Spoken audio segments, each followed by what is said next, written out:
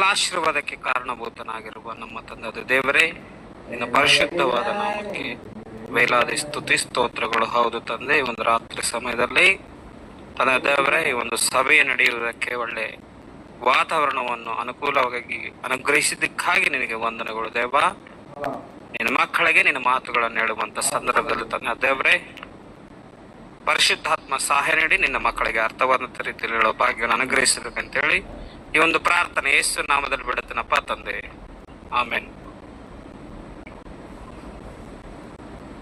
ವೇದಿಕೆ ಮೇಲೆ ಇರುವಂತ Bible Open University India International Joint Director Prasanna ಬಾಬಣ್ಣನವರಿಗೆ ಹೃದಯಪೂರ್ವಕವಾದ ಯೇಸು ಕ್ರಿಸ್ತ ನಾಮದಲ್ಲಿ ವಂದನೆಗಳನ್ನು ಹೇಳ್ತಾ ಇದ್ದೀನಿ. ಹಾಗೆ ವೇದಿಕೆ ಮೇಲೆ ಅಡಿಷನಲ್ ಡೆಪ್ಯೂಟಿ ಡೈರೆಕ್ಟರ್ ಹಾಗೂ ಪ್ರಿನ್ಸಿಪಲ್ಗಳು ಹಾಗೂ ದೈವ ಸೇವಕರು ಹಿರಿಯರು ಇದ್ದಾರೆ. ಅವರೆಲ್ಲರಿಗೂ ಕೂಡ ನಾನು ಯೇಸು ಕ್ರಿಸ್ತ ನಾಮದಲ್ಲಿ ವಂದನೆಗಳನ್ನು ಹೇಳುತ್ತಾ, ಹಾಗೆ ವೇದಿಕೆ ಮುಂಭಾಗದಲ್ಲಿರ್ತಕ್ಕಂಥ ಎಲ್ಲ ಆತ್ಮೀಯರು, ಈ ಒಂದು ಮಹಾಸಭೆಗೆ ಆಗಮಿಸಿರ್ತಕ್ಕಂಥ ಎಲ್ಲರಿಗೂ ಕೂಡ ಯೇಸು ಕ್ರಿಸ್ತನ ಪುಣ್ಯನಾಮದಲ್ಲಿ ಶುಭಾಭಿವಂದನೆಗಳನ್ನು ಹೇಳುತ್ತಾ, ಪ್ರಿಯರಾಗಿರ್ತಕ್ಕಂಥ ಆತ್ಮೀಯರೇ, ಮತ್ತೆ ಈ ಒಂದು ಸಭೆಗೆ ಬಂದಿರತಕ್ಕಂಥ ನೀವೆಲ್ಲರೂ ಕೂಡ ದೇವರ ವಾಕ್ಯವನ್ನು ಕೇಳಿ ಆಲೋಚನೆ ಮಾಡಿ ಆ ವಾಕ್ಯವಕ್ಕೆ ಗೌರವ ಕೊಡಬೇಕಂತೇಳಿ ತಮ್ಮಲ್ಲಿ ವಿನಂತಿಸಿಕೊಳ್ಳುತ್ತಾ ಇದ್ದೇನೆ. ಯಾಕಂದ್ರೆ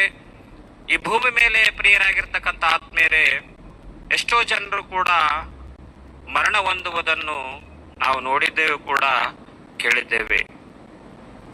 ಶ್ರೀಮಂತನು ಕೂಡ ಮರಣ ಹೊಂದುತ್ತಾನ, ಬಡವನು ಕೂಡ ಒಂದು ದಿನ ಆ ಮರಣ ಹೊಂದುವಂಥದ್ದು ನಾವು ನೋಡಿದ್ದೀವಿ. ಮರಣ ಹೊಂದಿರುವಂತ ಸಂದರ್ಭದಲ್ಲಿ ಯಾವ ಕುಟುಂಬದಲ್ಲಿ ಮರಣ ಹೊಂದಿರ್ತದೋ, ಬಡವನ ಕುಟುಂಬದಲ್ಲಿ ಮರಣ ಹೊಂದಿದಾಗ ಅನೇಕರು ಬಂದು ಆ ಕುಟುಂಬದಲ್ಲಿರ್ತಕ್ಕಂಥವರಿಗೆ ಸಂತಾಪವನ್ನು ಹೇಳಿ ಸಮಾಧಾನವನ್ನು ಹೇಳಿ ಸಮಾಧಾನ ಪಡಿಸುವ ಸಂದರ್ಭ ನಾವೆಲ್ಲರೂ ನೋಡಿವಿ.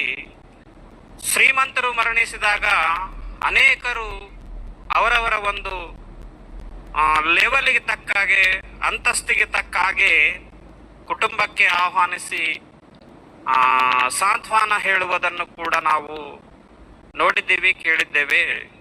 ಈ ಮಧ್ಯದಲ್ಲಿ ಸ್ವಲ್ಪ ದಿನದ ಮುಂಚಿತವಾಗಿ ನಮ್ಮ ಕರ್ನಾಟಕದಲ್ಲಿ ಒಬ್ಬ ಸ್ಟಾರ್ ಹೀರೋ, ನಮ್ಮ ಕರ್ನಾಟಕದಲ್ಲಿರುವಂತ ಒಬ್ಬ ಸ್ಟಾರ್ ಹೀರೋ, ಆತನೇ ಕಿಚ್ಚ ಸುದೀಪ್. ನಿಮ್ಮೆಲ್ಲರಿಗೆ ಗೊತ್ತಿದೆ, ಕರ್ನಾಟಕದಲ್ಲಿ ಕೂಡ ಒಂದು ಸ್ಟಾರ್ ಹೀರೋ ಆಗಿ ಇವತ್ತು ನಮಗೆ ಪರಿಚಯ ಆಗಿರುವಂತ ವ್ಯಕ್ತಿನೇ ಕಿಚ್ಚ ಸುದೀಪ್ ಅವರು. ಕೆಲವೇ ದಿನಗಳು, ಒಂದು 10-15 ದಿನಗಳ ಹಿಂದೆ ಅವರ ತಾಯಿಯನ್ನು ತೀರಿಕೊಂಡಿದ್ಲು ಪ್ರೇರೆ. ಅವರ ತಾಯಿಯನ್ನು ತೀರಿಕೊಂಡಿರುವಂತ ಸಂದರ್ಭದಲ್ಲಿ ನಿಮಗೆ ಒಂದು ಪೋಸ್ಟ್ ಅನ್ನು ತೋರಿಸಿ ನಾನು ಮುಂದಕ್ಕೆ ಆ ವಾಕ್ಯವನ್ನು ಹೇಳೋಕೆ ಇಷ್ಟಪಡ್ತಾ ಇದ್ದೀನಿ. ಆ ಪೋಸ್ಟ್ ಹಾಕ್ರಿ, ಹಾಕ್ಯಾರ? ಓಕೆ.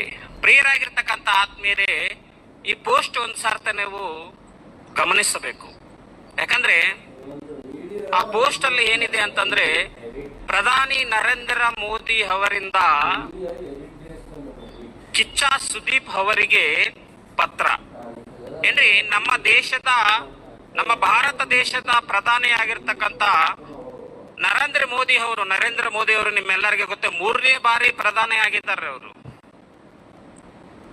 3ನೇ ಬಾರಿ ಪ್ರಧಾನಿ ಆಗಿರ್ತಕ್ಕಂಥ ನರೇಂದ್ರ ಮೋದಿ ಅವರು ನಮ್ಮ ಕರ್ನಾಟಕದಲ್ಲಿರ್ತಕ್ಕಂಥ ಸ್ಟಾರ್ ಹೀರೋ ಕಿಚ್ಚ ಸುದೀಪ್ ಅವರಿಗೆ ಒಂದು ಪತ್ರನ ಬರೆದಾರ. ಆ ಪತ್ರ ಏನು ಗೊತ್ತಾ? ತೆಳಗೆ ಸ್ವಲ್ಪ ಮೇಲೆ ಇರಿಸ್ರಿ.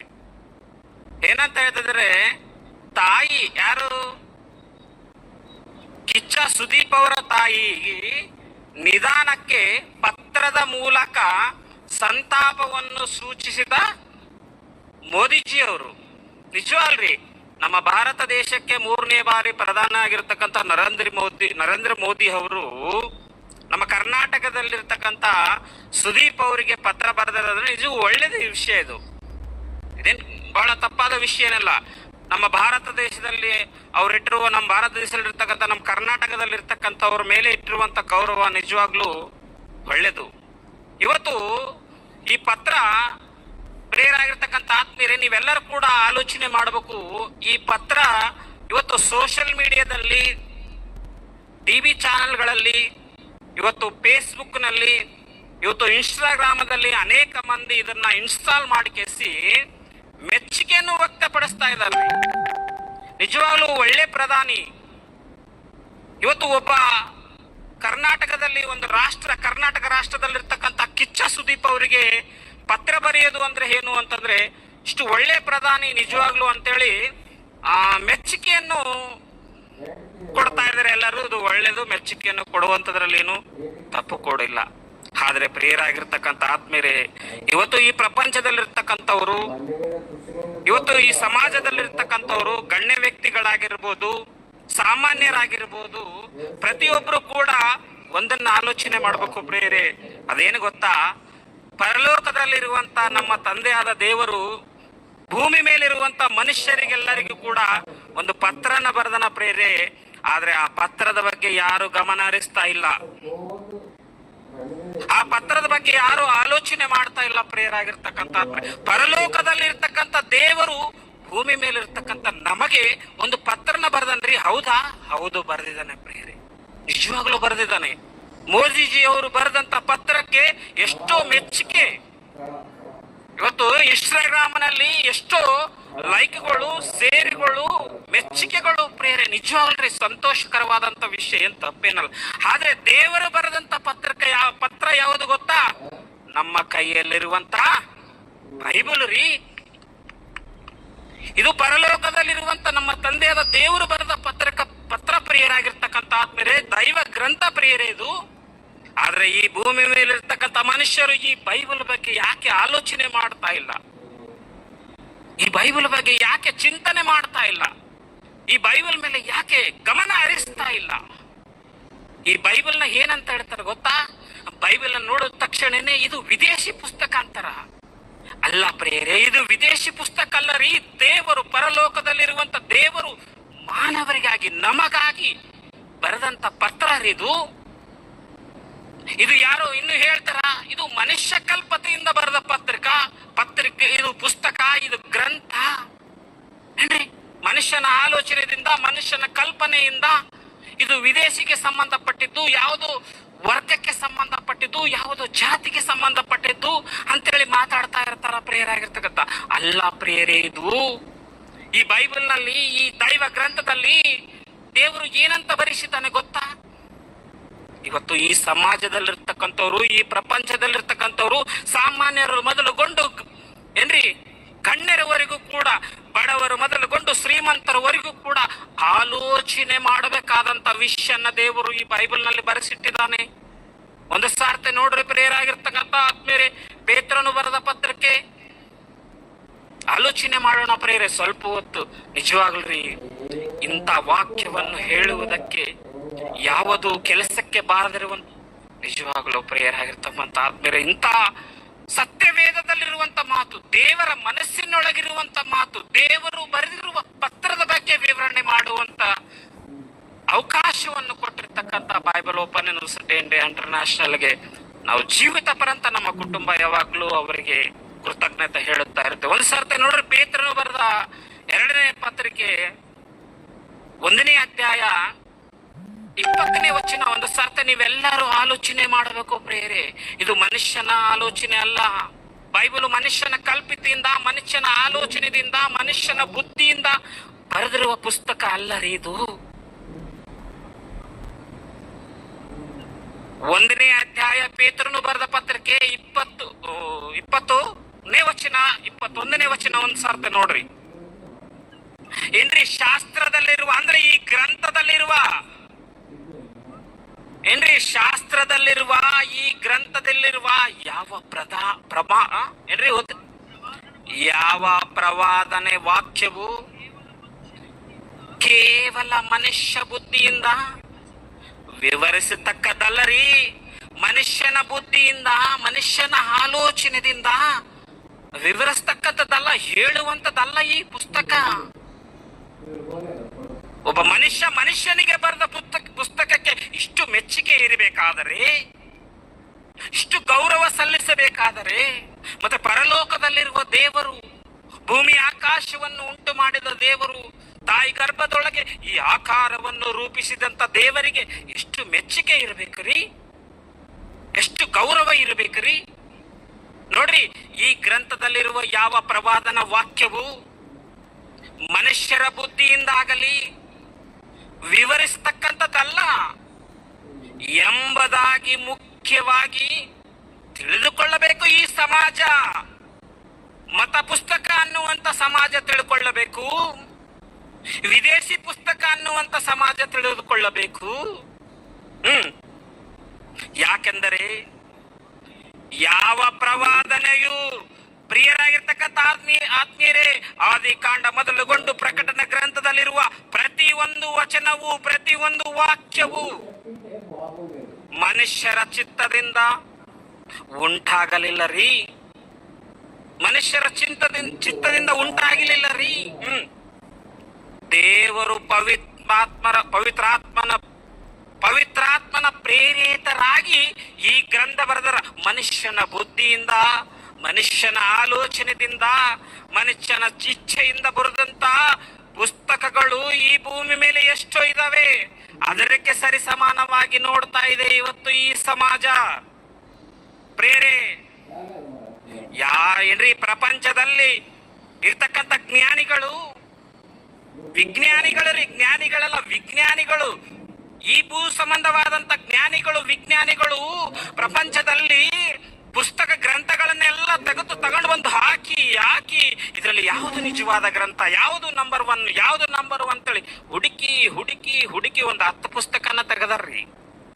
ಆ 10 ಪುಸ್ತಕದಲ್ಲಿ ಯಾವ ಗ್ರಂಥ, ಇದರಲ್ಲಿ ಯಾವುದು ನಿಜವಾದ ಗ್ರಂಥ, ಇದು ಯಾವುದು ಉನ್ನತವಾದದ್ದಂತೇಳಿ ಅದರಲ್ಲಿ ಒಂದು 5 ಪುಸ್ತಕ, ಅದರಲ್ಲಿ ಮತ್ತೆ ಒಂದು ಭಾಗವಾಗಿ 3 ಪುಸ್ತಕ, ಅದರಲ್ಲಿ ಮತ್ತೆ ಎಲ್ಲವನ್ನು ಸರ್ಚ್ ಮಾಡಿ ಪರಿಶೀಲನೆ ಮಾಡಿ ಹುಡುಕಿದಾಗ ಏನ್ರಿ ನಂಬರ್ 1 ಆಗಿ ಸಿಕ್ಕಿರುವ ಪುಸ್ತಕನೇ ಈ ಬೈಬಲ್ ರೀ. ನಂಬರ್ 1 ಸ್ಥಾನದಲ್ಲಿ ಇರ್ತಕ್ಕಂಥ ಪುಸ್ತಕನೇ ಬೈಬಲ್ ಪ್ರಿಯರಾಗಿರ್ತಕ್ಕಂಥ ಆತ್ಮೀಯರೇ. ಆದ್ರೆ ಏನ್ರಿ, ಮತ್ತೆ ದೇವರು ಪತ್ರ ಬರೆದನಲ್ರಿ ನಮಗೆ. ಏನಂತ ಪತ್ರ ಬರೆದನ ಏನ್ರಿ?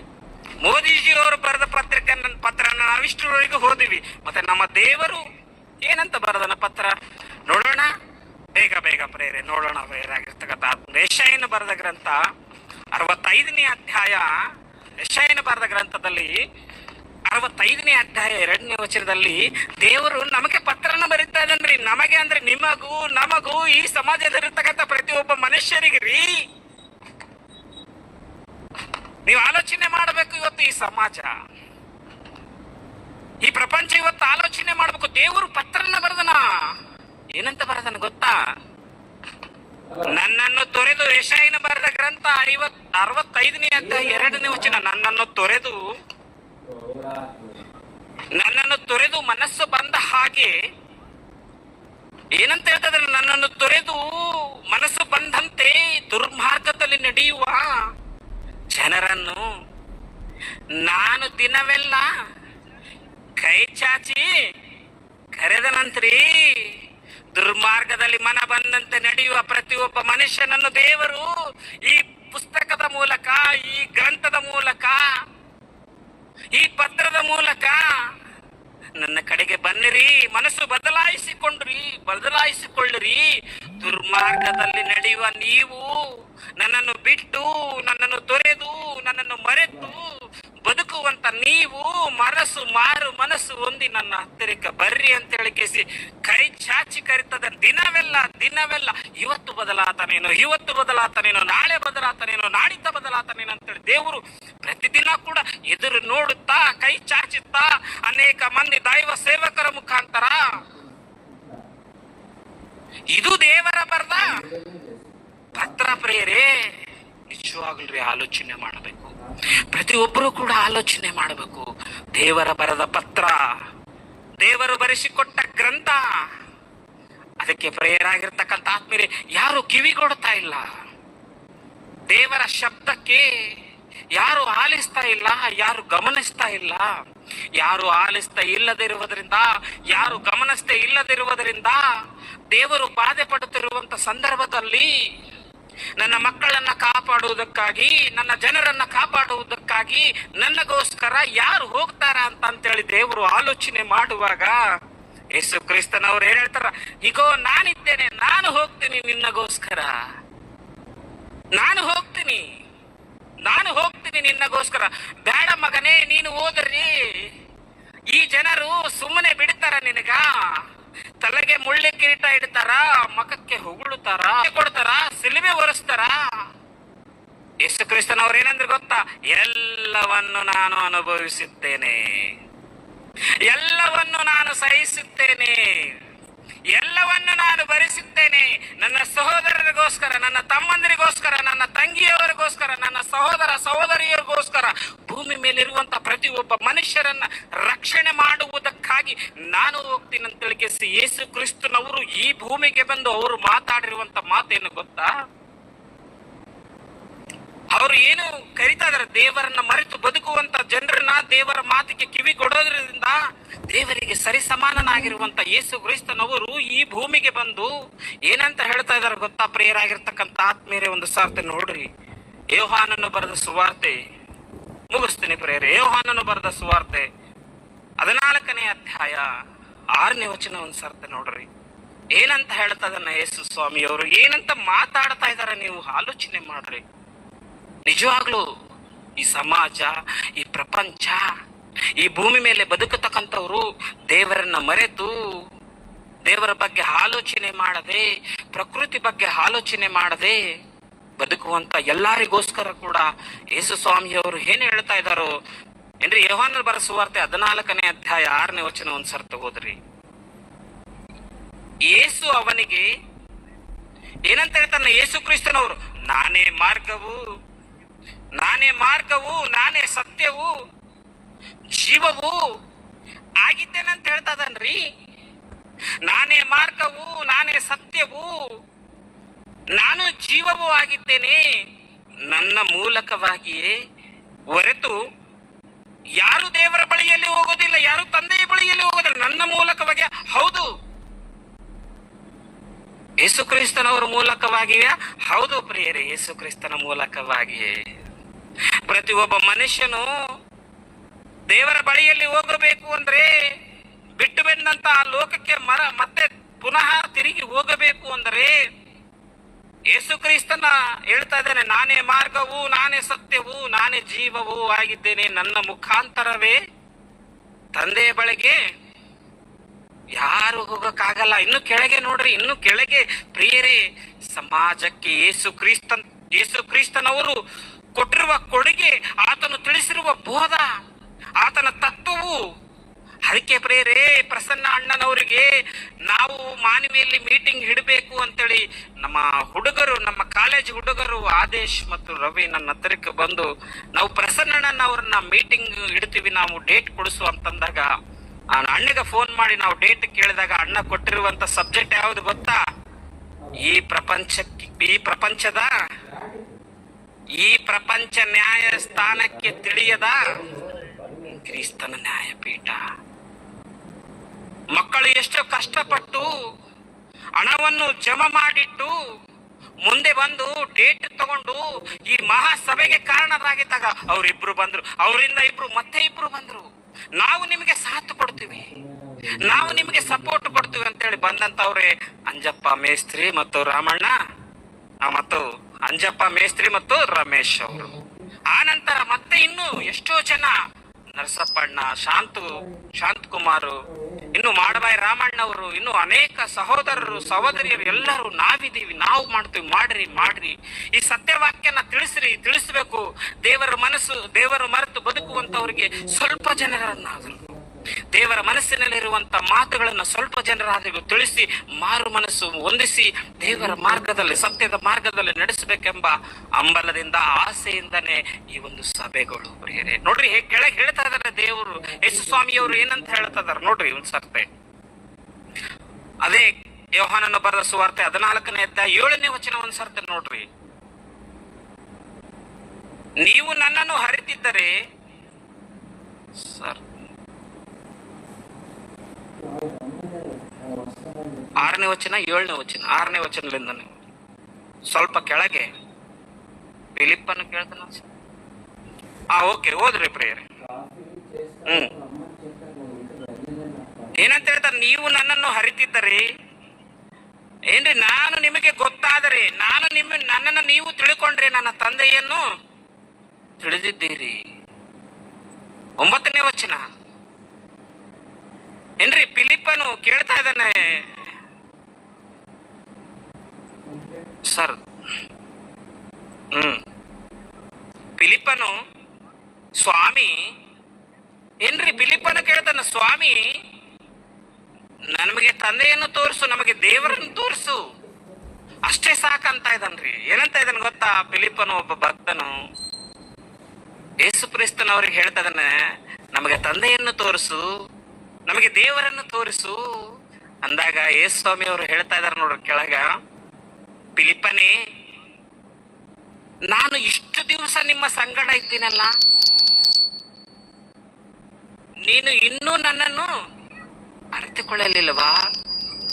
ಹೇಳ್ತಾ ಇದ್ದಾನೆ, ನೀವು ಇಷ್ಟು ದಿವಸ ನನ್ನ ಸಂಗಡ ಇದ್ರಲ್ಲ, ನಿಮಗೆ ನನ್ನನ್ನು ತಿಳಿದುಕೊಳ್ಳಲಿಲ್ವಾ? ನನ್ನನ್ನು ನೋಡಿದರೆ ತಂದೆಯನ್ನು ನೋಡಿದ ಹಾಗೆ, ನನ್ನನ್ನು ನೋಡಿದರೆ ನನ್ನ ತಂದೆಯನ್ನೇ. ನಿಜವಾಗಲೂ ಪ್ರೇರೆ, ಯೇಸು ಕ್ರಿಸ್ತನ ತತ್ವವು, ಆತನ ಮಾತುಗಳು, ಆತನಲ್ಲಿರುವಂತ ಗುಣಲಕ್ಷಣಗಳು, ಆತನ ಬೋಧಿಸಿರುವ ಬೋಧವನ್ನು ನೋಡಿದ್ರೆ ತಂದೆಯಾದ ದೇವರ ಬೋಧಿಸಿದ ಹಾಗೆ ಇರ್ತದ, ಆತನ ನೋಡಿದ ಹಾಗೆ ಇರ್ತದ ರೀ. ಹೇಗೆ ಗೊತ್ತಾ? ಯೇಸು ಸ್ವಾಮಿ ಹೇಳಿರುವ ಮಾತು ಏನು ಗೊತ್ತಾ? ಒಂದು ಕೆನ್ನೆಗೆ ಹೊಡೆದರೆ ಮತ್ತೊಂದು ಕೆನ್ನೆಯನ್ನು ತೋರಿಸು. ನಿಮ್ಮನ್ನು ಒಂದು ಕೆನ್ನೆಗೆ ಹೊಡೆದ್ರೆ ಮತ್ತೊಂದು ಕೆನ್ನೆಯನ್ನು ತೋರಿ. ಈ ಗುಣ ಎಲ್ಲಿ ಕಲ್ಕೊಂಡನ? ದೇವರ ಹತ್ರ. ದೇವರ ಗುಣ ಎಂತದ್ದು ಗೊತ್ತರಿ? ದೇವರ ಗುಣ ಎಂತದ್ದು ಗೊತ್ತಾ ಪ್ರೀ? ಯೇಸು ಸ್ವಾಮಿಯವರಿಗೆ ತಂದೆಯಲ್ಲಿ, ದೇವರಲ್ಲಿ ಯಾವ ಗುಣಲಕ್ಷಣವಿದ್ದುವೋ ಅವೇ ಗುಣಲಕ್ಷಣಗಳು, ಅವೇ ಸ್ವಭಾವಗಳು, ಅವೇ ಆಲೋಚನೆಗಳು. ಆದರೆ